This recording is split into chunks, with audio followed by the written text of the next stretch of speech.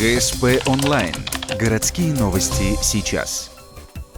Пятница, 12:00. Общественная приемная главы Коми. Личный прием Елены Савченко. С 4 ноября она занимает пост исполняющей обязанности министра национальной политики Республики Коми. Всего звучит 3 вопроса. Как издать книгу уже умершего автора? Когда в Ухте построят Дом дружбы народов? Елена Савченко поясняет, с чего начать публикацию. Решение остальных вопросов не в ее компетенции.